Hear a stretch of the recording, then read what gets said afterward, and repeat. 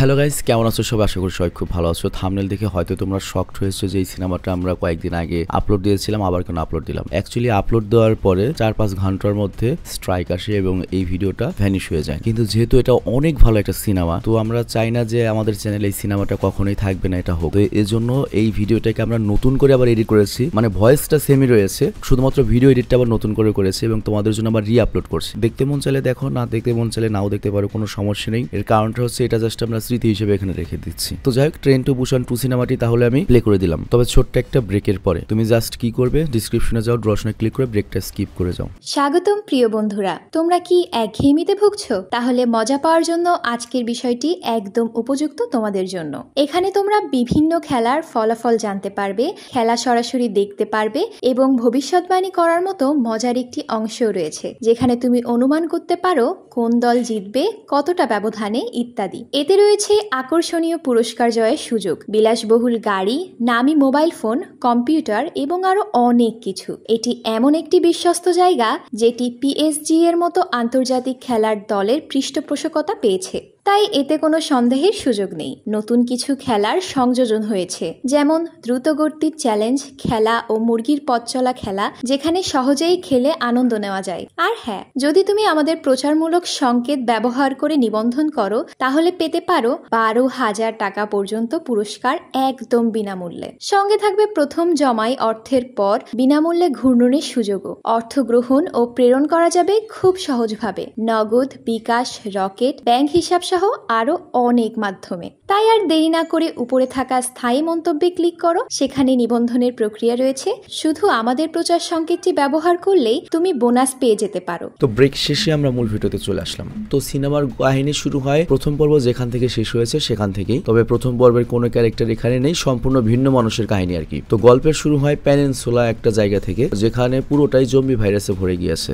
আর জম্বিদের হাত থেকে বাঁচতে আমাদের মুভির প্রধান চরিত্র ক্যাপ্টেন জিন শিউক, তার বোনের ছেলে এবং স্বামী সহ 4 জন মিলে একটা জাহাজের দিকে যাচ্ছিল। আর এই জাহাজটা তাদের কোরিয়া থেকে জাপানে নিয়ে যাবে। তো যাই হোক, গাড়ির ভেতর থেকেই দেখা যায় কোরিয়ার অবস্থা পুরোপুরি খারাপ। আর তখন জন সিওকের বোনের স্বামী অর্থাৎ ওর দুলাভাই, যার নাম হচ্ছে সুলমিন, সে জন সিওককে জিজ্ঞাসা করে, আচ্ছা আমরা কোন দিকে যাচ্ছি, আমরা ঠিক রাস্তায় যাচ্ছি তো? জিন সুক বলে তখন, হ্যাঁ আমি এই রাস্তায় অনেকবার গিয়েছি, এখানকার সবকিছুই আমার চেনা। আর ঠিক তখনই ওদের গাড়ির সামনে একজন লোক আসে, আর সে সিওকের কাছ থেকে সাহায্য চায় এবং লোকটি বলে, আমার পরিবারকে প্লিজ তোমাদের সাথে নিয়ে যাও, আমাদের গাড়িটা খারাপ হয়ে গিয়েছে। কিন্তু শিওক যখন লোকটির গায়ে রক্ত দেখে, সে ভাবে হয়তো সেও ইনফেক্টেড হয়ে গিয়েছে। আর এটা ভেবে শিওক যখন সামনে যেতে থাকে, তখন ওই লোকটির স্ত্রী শিওককে অনেক রিকোয়েস্ট করে, অন্তত আমার মেয়ে দুটিকে নিয়ে যান। কিন্তু শিওক তারপরও নিজের ফ্যামিলির কথা চিন্তা করে ওদেরকে না নিয়ে চলে আসে। যদিও শিওকের খারাপ লাগছিল, কিন্তু শিওকের কিছু করার নেই। কিন্তু এই পরিবারটিকে তোমার মনে রাখতে হবে, এই পরিবারটি কিন্তু এই সিনেমার পরে মেন কাহিনীর আর কি বলে অভিনেতা অভিনেত্রী হবে। তো যাই হোক, শিওক তার বোনের পরিবার সহ শিপে পৌঁছে যায়। আর এই শিপে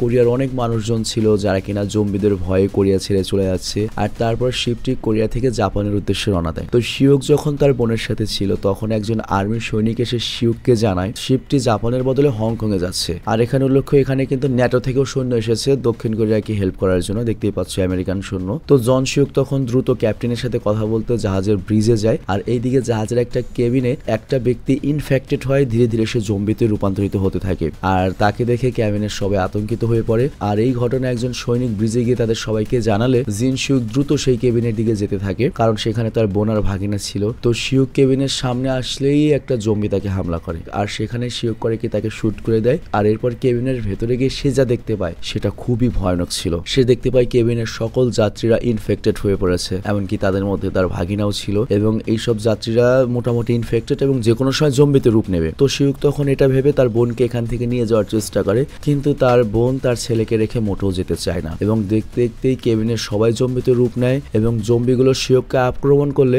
সে শুট করতে থাকে এবং সে দেখে তার ভাগিনাও ইনফেক্টেড হয়ে গিয়েছে এবং তার বোনকে আক্রমণ করেছে। তো তখন শিউক পুরো নিরুপায় হয়ে আর কিছুই করতে পারে না। আর এবং ওখান থেকে যখন পালাতে লাগবে, তখনই ওর বোনের স্বামী সুলমিন সেখানে চলে আসে। আর স্ত্রী সন্তানের এই অবস্থা দেখে ভেতরে ঢুকতে চায় বাঁচাতে, কিন্তু শিউক কেবিনের দরজা বন্ধ করে সুলমিনকে বাইরে আটকে দেয়, কারণ ভেতরে ঢুকলে সেও ইনফেক্টেড হয়ে যাবে এবং জম্বিতে রূপান্তরিত হবে। আর এখানে যেখানে তারা এক অপরকে জড়িয়ে ধরে কান্না করতে থাকে। আরেকজনের স্ত্রী সন্তানকে জম্বিতে রূপ নিতে দেখে দুজনেই পাগল হয়ে যায়। তো জন শিওকের আর আপন বলতে কেউ রইল না, আবার সুলমিনেরও পরিবার পুরোটা শেষ। আর এটা খুবই ইমোশনাল একটা মুহূর্ত ছিল আর কি। তো যাই হোক, এরপর সিন চলে আসে 4 বছর পরে, মানে এতক্ষণ যা ঘটেছে এটা 4 বছর আগের কাহিনী, এবং সিন চেঞ্জ হয়ে বর্তমান 2020 সালে চলে আসে। মানে এই সিনেমার টাইমলাইন তো 2020 সাল, আর 2016 সাল ছিল হচ্ছে আগের সিনেমার টাইমলাইন। তো যাই হোক, এখানে একটা নিউজ মিডিয়া 4 বছর আগের সেই সাউথ কোরিয়ায় জম্বি ভাইরাসের উৎপত্তি নিয়ে কথা বলছিল। অ্যাকচুয়ালি তারা এখানে 2016 সালে রিলিজ হওয়া ট্রেন টু বুসান মুভিটির কাহিনী বলছিল। তো এখানে বলা হয় সাউথ কোরিয়ার একটা বায়োটেক প্লান্ট লিকেজ হয়, এই ভাইরাসটার উৎপত্তি হয়, এবং সাউথ কোরিয়ার মানুষ তখন বুসান শহরে গিয়েছিল প্রথমে জম্বিদের হাত থেকে বাঁচার জন্য, কিন্তু সেখানেও জম্বি ভাইরাস ছড়িয়ে যায়। আর তখন সাউথ কোরিয়ার মানুষ, সুস্থ মানুষগুলো পার্শ্ববর্তী নর্থ কোরিয়াতে গিয়ে আশ্রয় নেয়, কিন্তু নর্থ কোরিয়াতে এই জম্বি ভাইরাস ছড়িয়ে পড়ে।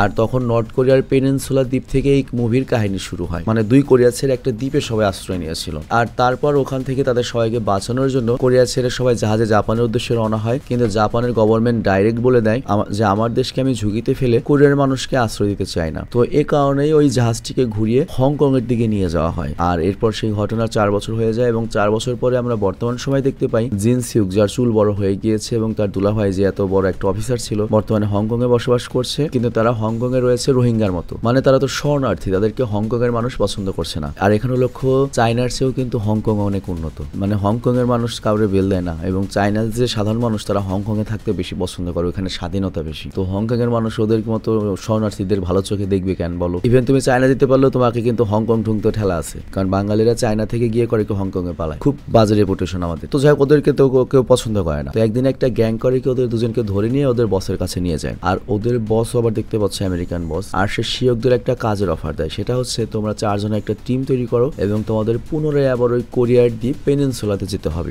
মানে কোরিয়া ভাষায় দ্বীপকে পেনিনসুলা বলে আর কি। তবে ওই দ্বীপটা বর্তমানে কোয়ারেন্টাইনে রয়েছে এবং পুরোপুরি জম্বিতে ভরপুর, ওখানে কেউ থাকে না, কোনো মানুষ নেই। কিন্তু তোমাদের টার্গেট হলো সেখানে যাবে, এবং একটা ট্রাকের ভেতরে $20 মিলিয়ন রয়েছে, সেই ট্রাকটি সহ ডলারটি সহ তুমি নিয়ে আসবে হংকং এ। আর এর বিনিময়ে সেখান থেকে তোমাদের $2 মিলিয়ন দেওয়া হবে, মোটামুটি 20 কোটি টাকা। আর এর সাথে ওই লোকটি জম্বিদের হাত থেকে বাঁচার জন্য ওদের কিছু পরামর্শ দেয়, যেমন জম্বি রাতে চোখে দেখে না, আর এই কারণে তারা রাত্রে করলে কাজটা সহজেই করতে পারবে, তবে জম্বিদের সামনে শব্দ করা যাবে না, এবং শব্দ করলে জম্বিরা শব্দের দিকে চলে যায় আক্রমণ করার জন্য। তো জন শিউক প্রথমে রাজি হয় না, কিন্তু তার কাছে এখন 2টো রাস্তায় রয়েছে, হয় জম্বিদের রাজ্য থেকে টাকা এনে ফিরে এসে সুন্দরভাবে জীবনযাপন করা, নয়তো চিরকাল এখানে রোহিঙ্গাদের মতো শরণার্থী হয়ে থাকা। তো অনেক ভেবে চিন্তে ও রাজি হয়ে যায়। আর এরপর আমাদের দেখানো হয় একটা জাহাজে করে ওদেরকে নর্থ কোরিয়ার পেনিনসুলা দ্বীপের দিকে নিয়ে যাওয়া হচ্ছে, এবং জাহাজের মধ্যে ওদের অটোমেটিক রাইফেল, ম্যাগাজিন এবং সাইলেন্সার সহ বেশ কিছু দেওয়া হয়। সাইলেন্সার জিনিসটা আসলে কি, ওই বন্দুকের মাথায় লাগালে শব্দ কম হয়। তো যাই হোক, সেখানে ওদের 2টো স্যাটেলাইট ফোনও দেওয়া হয়, আর স্যাটেলাইট ফোনগুলো টাওয়ার লাগে না, ওগুলো সরাসরি স্যাটেলাইটের সাথে আর কি তোমার কানেক্টেড হয়ে যোগাযোগ করা যায়, আর্মিরা ইউজ করে। তো এই স্যাটেলাইট ফোন দিয়ে মূলত ওরা যোগাযোগ করবে। তো যাই হোক, এরপর হংকং এর ওই লিডারের সাঙ্গপাঙ্গরা বলে তোমাদের দ্বীপে পৌঁছে দেওয়ার পরে আমরা শিপ নিয়ে ওখানে 3 দিন অপেক্ষা করব, যদি এর মধ্যে না আসতে পারো আমরা চলে আসবো। তো যাই হোক, ওই শিপের সাহায্যে ওদেরকে লোকেশনে পৌঁছে দেওয়া হয়, আর শিপ থেকে নেমে ওরা 4 জন একটা বোটে করে পেনিনসুলা দ্বীপে যায়। আর সেখানকার অবস্থা তো পুরো ভয়াবহ,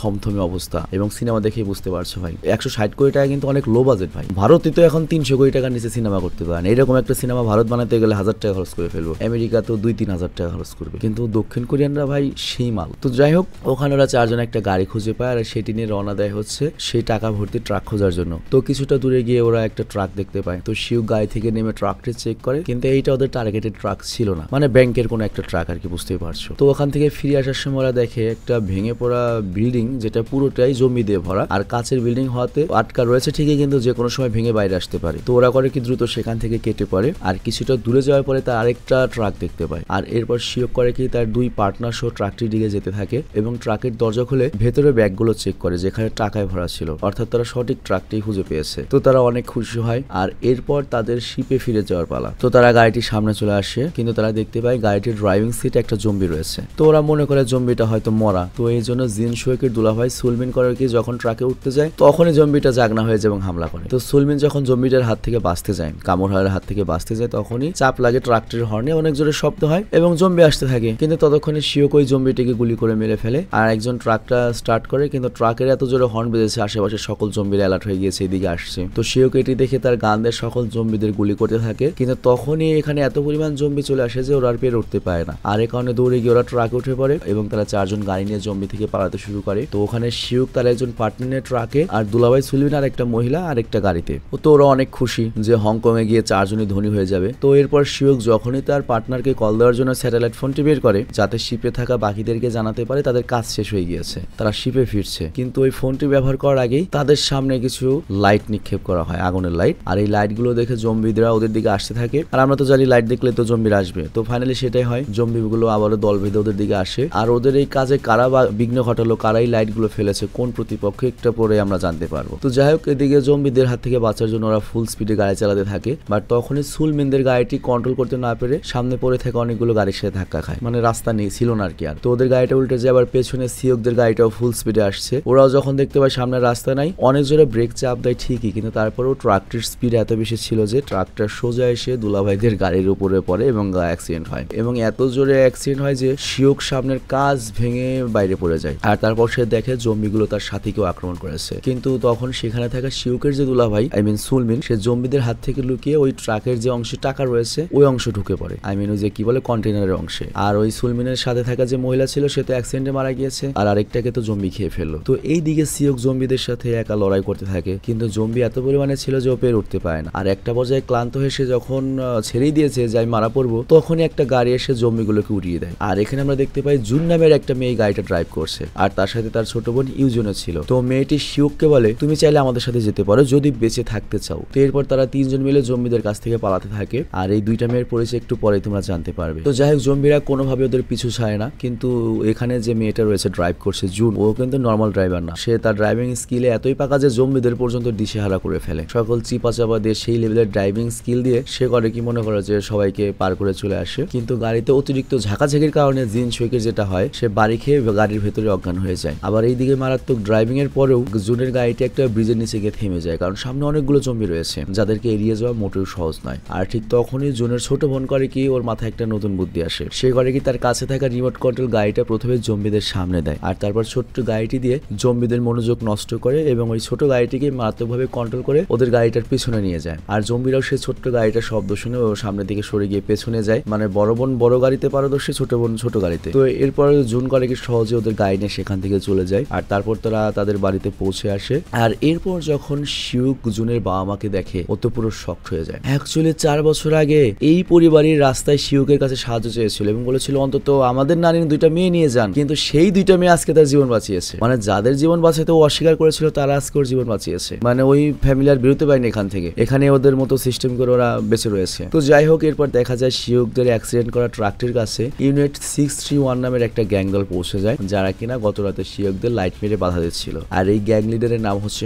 হ্যাংকো। তবে তারা এখানে অবাক হয়ে দেখে ট্রাক ড্রাইভার এখনো জীবিত রয়েছে, আর এই ট্রাক ড্রাইভারটাই কিন্তু শিওকের দলের ওই যে একটা পার্টনার ছিল, আমরা তো মনে করেছিলাম মারা গিয়েছে, কিন্তু ও যেহেতু রক্তাক্ত ইনফেক্টেড হতে পারে এর জন্য ওকে নগদ মেরে ফেলে দেওয়া হয়, মানে ও ইনফেক্টেড হবে আর কি, মাত্র রইত ঘটনা। তো যাই হোক, শিওকদের পার্টনারের মধ্যে এখন শুধুমাত্র শিওক আর তার দুলাভাই বেঁচে রয়েছে, কিন্তু শিওক তো জানে না দুলাভাই বেঁচে রয়েছে, ও মনে করেছে মারা গিয়েছে। আর ইউনিট 61 মূলত তারা এই পেনিনসুলা দ্বীপের সার্ভাইভার, তারা মূলত এই খাদ্যটার জন্যই আক্রমণ করে, তাই এলাকায় যুদ্ধ হয় এই খাদ্য নিয়ে। তো এই ট্রাকটা যখন নিয়ে যাওয়া হচ্ছিল ওরা ভেবেছিল এই ট্রাকের ভেতরে হয়তো অনেক খাবার রয়েছে, অন্য কোনো দল নিয়ে যাচ্ছে, তো খাদ্যের ট্রাক ভেবে ওরা করে কি ওদের এরিয়াতে এটা নিয়ে যায়। আর অন্যদিকে শিওক দেখে জুনের পিতা এল্ডার কিং রেডিওতে জেন নামের একটা মিলিটারি অফিসারের কাছে সাহায্যের জন্য আবদার করছে। তো এখানে আমরা জানতে পারি তার বাবা একজন পূর্বে মিলিটারি অফিসার ছিল, এবং তারা যখন মিলিটারিতে ছিল তারা দুজন অনেক ভালো বন্ধু ছিল। তো ওই পাশ থেকে জেন বলে যে আমি তোমাকে উদ্ধার করতে অবশ্যই আসবো, প্রমিস করলাম। কিন্তু এই কথা তার পরিবারে কেউ বিশ্বাস করে না, কারণ এই কথা গত 4 বছর ধরে তারা শুনতে আসছে। কিন্তু এল্ডার কিং বলে সে আমার অনেক ভালো বন্ধু, সে অবশ্যই আমাকে উদ্ধার করতে আসবে, কিন্তু তার কথা কেউ বিশ্বাস করে না, পাগল মনে করে, মানে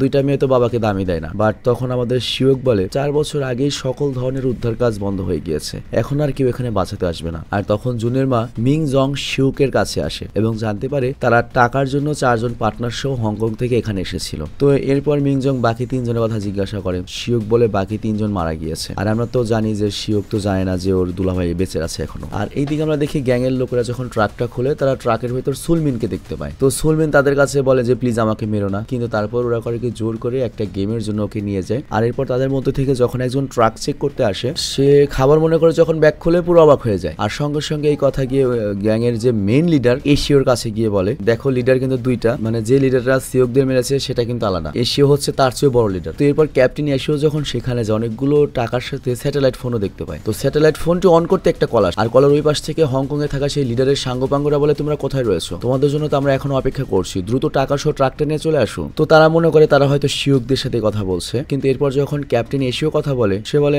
আমরা তো চিনি না, তোমরা কারা, কাদের কথা বলছো। তো ফোনের ওই পাশ থেকে ওরা অবাক হয়ে যায় এবং তারা করে কি ক্যাপ্টেন এসিওকেও সেম অফারটি করে, বলে তুমি যেই হও টাকা নিয়ে তাড়াতাড়ি জাহাজে আসতে পারলেই তোমাকে আমরা সেফলি নিয়ে যাবো হচ্ছে হংকং এ, ওখানে গিয়ে কোটিপতি হয়ে 2 মিলিয়ন টাকা নিয়ে বাঁচবে। তো ক্যাপ্টেন এই কথা শুনে নিজেই কাজটি করার সিদ্ধান্ত নেয় এবং বাকি সবার কাছ থেকে কথা লুকিয়ে নেয় বা গোপন রাখে। আর অপরদিকে সুলমিনকে অনেকগুলো বন্দী নিরীহ মানুষদের সাথে আটকে রাখা হয় আর সেখানে একটা স্টেডিয়ামের বক্সের মধ্যে জম্বিদের সাথে তাদেরকে লড়াই করানো হবে, যা দেখার জন্য অনেক দর্শক জড়ো হয় এবং এই মৃত্যুর গেম দেখার জন্য সবাই অনেক মজা নিতে থাকে, টাকা পয়সা খাটায়। তো যাই হোক এখানে খেলা তো শুরু হয়েছে। প্রথম রাউন্ড শেষ করে কয়েকজন মাত্র জম্বির হাত থেকে বেঁচতে পেরেছে, তাদের মধ্যে সুলমিনও ছিল, তবে সে বুঝতে পারে এখানে তার মরতে হবে। আর এইদিকে শিওক কোনোভাবে মেনে নিতে পারছে না যে 4 বছর পূর্বে যে ফ্যামিলিকে সে মৃত্যুর মুখে ঠেলে দিয়েছিল আজ তারাই তাকে বাঁচাচ্ছে। তো ভেতর থেকে ওর খুব অনুশোচনা হচ্ছে। তো এই কারণে সে করে কি জুনের মাকে গিয়ে সব কথা খুলে বলে। তবে জুনের মা এতে কোনো অ্যাংরি রিয়েক্ট করে না, বলে তুমি স্বাভাবিক কাজটাই করেছো, আসলে তখন সিচুয়েশনটা এরকম ছিল। এবং উল্টো মিংজং শিওককে জিজ্ঞাসা করে তোমাদের গাড়িটা অ্যাক্সিডেন্ট হয়েছিল কিভাবে। শিওক তখন বলে আমাদের গাড়িতে কে যেন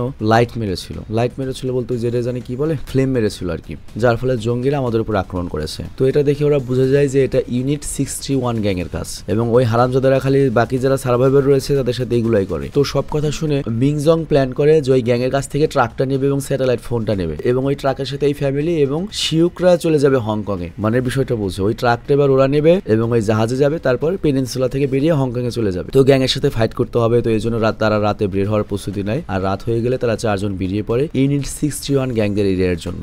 আর কিছুক্ষণ পর তারা এরিয়ার কাছাকাছি পৌঁছে যায় আর তখন এরিয়া থেকে গাড়িটা একটু দূরে রেখে শিউক আর জুনের মা করে কি লুকিয়ে লুকিয়ে ট্রাকটার দিকে যেতে থাকে। আবার অন্যদিকে আমরা দেখি ক্যাপ্টেন এশিও আর তার যে সবচেয়ে খাস লোক গোপনে সেখান থেকে বের হওয়ার প্রস্তুতি নিচ্ছিল, কিন্তু তখনই শিওক আর মিংজং করে কি ওই ট্রাকটির কাছে পৌঁছে যায় এবং ট্রাকের ভেতর ওই স্যাটেলাইট ফোন দেখতে পায়, কিন্তু এই স্যাটেলাইট ফোনটা ভাঙা ছিল, মানে আগেরটা। আর তখন শিওক বলে স্যাটেলাইট ফোন আরেকটা থাকার কথা। আর তখনই এখানে ক্যাপ্টেন এশিওর পার্টনার চলে আসে আর তখন শিওক আর মিংজং করে কি ওদেরকে গান পয়েন্টে নেয় এবং গান পয়েন্টে পরে ও করে কি সকল সত্য কথা বলে দেয় যে ক্যাপ্টেনই এখান থেকে টাকা নিয়ে বের হওয়ার প্ল্যান করেছে। মানে এই ট্রাক যার কাছে তার ভাগ্য খুলে যাবে, বুঝতেই পারছো, টাকাটা মেন না, মেন হচ্ছে যান বাঁচানো। আর এটা তারা একটা স্যাটেলাইট ফোন থেকে জানতে পেরেছে। আর এটাও বলে যে ট্রাকের ভেতর থেকে সুলমিন নামক একজন লোককে পেয়েছে যাকে দিয়ে এখন একটা ভয়ানক গেম খেলানো হচ্ছে। তো দুলাভাইয়ের নাম শুনেই তো শিওক দ্রুত যায় হচ্ছে দুলাভাইকে বাঁচাতে, কারণ ওইটাই হচ্ছে লাস্ট পার্সন যে তার ফ্যামিলি। তো এরই মধ্যে সেখানে ক্যাপ্টেন এশিও চলে আসে আর সে দেখে তার সাথীকে কেউ গান পয়েন্টে রেখেছে। আর তারপর মিংজং আর কি জুনের মা করে কি ওর কাছ থেকে স্যাটেলাইট ফোন চায়, কিন্তু ক্যাপ্টেন এশিও ফোন তো দেয় না, উল্টো গুলি চালিয়ে সেখান থেকে পালাতে থাকে। কিন্তু মিংজং ট্রাক দিয়ে ধাক্কা দিয়ে ওকে অজ্ঞান করে দেয় এবং স্যাটেলাইট ফোনটা নিয়ে নেয়। আর এইদিকে শিওক করে কি সেই স্টেডিয়ামের বক্সের ভেতরে গিয়ে আশেপাশে গুলি করে এবং দুলাভাইকে সেখান থেকে বাঁচিয়ে নিয়ে আসে, কিন্তু পালানোর সময় একটা জম্বি শিওককে আক্রমণ করে। তো এমন একটা সিচুয়েশন হয় যেখানে সুলমিন ইচ্ছে করলে নিজের জীবন বাঁচিয়ে পালাতে পারতো কিংবা বন্দুক দিয়ে শিওককে বাঁচাতে পারে, দুইটার একটা। তো সে করে কি তার শালাকেই বাঁচায়, কিন্তু এর মধ্যে যে আরেক গ্যাং লিডার হংকো চলে আসে এবং সে সুলমিনকে শুট করে দেয় এবং চোখের সামনে সুলমিনকে মারা যেতে দেখে শিওকের এবার আরো বেশি কষ্ট লাগে, কারণ ওর ফ্যামিলিকে আবার পেয়েও হারালো, মানে এখন আর কেউ রইলো না। খুব ইমোশনাল একটা মুহূর্ত ছিল এই জায়গাটায়। তো হংকো এরপর ওকেও যখন শুট করতে যাবে তখনই জুনের মা করে কি ট্রাক নিয়ে এখানে চলে আসে এবং সে ওকে ট্রাকে উঠতে বলে আর তারা ট্রাক করে সেখান থেকে পালাতে থাকে। কিন্তু এত গোলাগুলির কারণে আশেপাশের সকল জম্বিরা ওদের দিকে আসতে থাকে। তো ট্রাক নিয়ে যখন ওরা সামনে যাওয়ার চেষ্টা করে জম্বিরা চারদিক থেকে ওদের ঘিরে ফেলে এবং জম্বিরা সামনের কাজ ভেঙে ট্রাকের ভেতর ঢোকার চেষ্টা করে, কিন্তু শিওক করে কি জম্বিদেরকে গুলি করতেই থাকে। কিন্তু এত জম্বিদের সাথে তারা আর পেরে উঠছিল না। আর ঠিক তখনই তারা একটা গাড়ির লাইট দেখতে পায় আর এই লাইটটা মেরেছে কে বুঝতে পেরেছো? জুনের ছোট বোন এসেছে। মানে এই মেয়ে দুইটা তো খুব পাক না, বুঝতেই পারছো, যে যত কঠিন পরিবেশে থাকবে সে তত মনে করা যে স্ট্রং হবে। তো এই মেয়ে দুইটা এরকম, মানে টিকটক করার সময় নাই, বাইসে থাকতে হবে। তো যাই হোক ওরা করে কি ওই লাইটের সাহায্যে জম্বিগুলোর মনোযোগ ওদের দিকে ঘুরিয়ে নেয় এবং খুব বুদ্ধিমত্তার সাথে জম্বিদের থেকে বেঁচে সামনে এগোতে থাকে। কিন্তু ইউনিট 631 এর পুরো গ্যাং ওদের পিছু নিতে থাকে, মানে ওরা ভাবতে থাকে এটার মধ্যে খাদ্য রয়েছে, খাদ্য নিয়ে যাচ্ছে ওদের খাদ্য। তবে এখানে জুন অনেক বুদ্ধিমত্তার সাথে এবং তার ড্রাইভিং দক্ষতার মাধ্যমে গ্যাং মেম্বারদের প্রতিহত করার চেষ্টা করছিল। আর এমন সময় গ্যাং লিডার হংকো করে কি বুদ্ধি করে ওদের গাড়ির হেডলাইট গুলো অন করে দেয় এবং লাইটগুলো ধরে ওদের গাড়ির দিকে, যাতে জম্বিগুলো ওদের রাস্তা ব্লক করতে থাকে এবং তাই হয়। তবে জুন অনেক সাহসিকতার সাথে রাস্তাগুলো ক্লিয়ার করছিল আর শিউক শুট করে ওই গ্যাংদের গাড়ির লাইটগুলো নষ্ট করছিল। তো যাই হোক ওরা ওদের ড্রাইভিং স্কিল দেখিয়ে গ্যাংদের গাড়ি একের পর এক উড়িয়ে দিতে থাকে। মানে অ্যাকশন দৃশ্যটা তো মানে পুরো হলিউড স্টাইলে ছিল, বুঝতেই পারছো, এটা তো মনে করো ওয়ার্ল্ড উইড আকর্ষণ করার জন্য তো সিনেমাটি তৈরি করা হয়েছে। তো তারা গ্যাংদের একের পর এক গাড়ি ধ্বংস করে দিতে থাকে, আর বাকি থাকে শুধুমাত্র গ্যাংয়ের লিডার হংকর গাড়ি। আর তখনই শিওক করে কি ওই কাচের ভেতরে যে জম্বিগুলো আটকা ছিল, মানে এখানে এসে ফার্স্টবার তো এটা দেখেছিল আমাদের জিউক, মানে শিউক তো এখানে এসে পেনিনসুলাতে এসে এটাই দেখেছিল প্রথমে। তো শিউক করে কি কাচে গুলি করে ফাটিয়ে দেয়, আর এরপর সেখান থেকে চলে গেলে কাচ ভেঙে সকল জম্বিরা হংকর গাড়িটিকে আটকে দেয়, আর হংক বাচ্চারা খুদাই মারা পড়ে। অথচ ও যদি জানতো যে ও খাদ্য না, ও জীবনের পিছনে দৌড় পারছে, মানে ও যদি জানতো ওটার মধ্যে টাকা রয়েছে, তারপর শিপে যেতে পারলেই হংকং এ গিয়ে রাজকীয় জীবনযাপন করবে, এটা যদি জানতে পারতো তাহলে আরো বেশি চেষ্টা করতো। কিন্তু এই বেচারা কিছু জানেই না, খালি খাদ্য মনে করেই এত রিস্ক নিয়েছে, চিন্তা করো। তো যাই হোক, এরপর শিওক করে কি স্যাটেলাইট ফোন দিয়ে জাহাজে থাকা বাকিদের কল করে এবং বলে কিছুক্ষণের মধ্যে আমরা পৌঁছাচ্ছি। তো জাহাজে থাকা বাকিরা বেশ অবাক হয়, মানে ওরা অবাক হয়ে যায় যে লোক এত অদল বদল হয় কেন, একটু আগে আরেকজনের সাথে কথা বললাম, এখন আরেকজন। কিন্তু যাই হোক, আমাদের মালবাইলি হয়েছে। তো সবাই যেতে থাকে জাহাজের উদ্দেশ্যে, আর কিছুটা দূরে গিয়ে তারা জাহাজটিকে দেখতেও পায়, মানে জাহাজটা ওদের জন্য অপেক্ষা করছে, ওদের আর কোনো খুশির সীমা নেই। বাট ঠিক ওই সময় পাশ থেকে একটা গাড়ি এসে জুনদের গাড়িকে অনেক জোরে ধাক্কা দেয়। তো এটা দেখে মিংজং মানে জুনের মা তো পুরো শকড হয়ে যায়, কারণ ওই গাড়িতে তার পুরো পরিবার রয়েছে, তার 2 মেয়ে, তার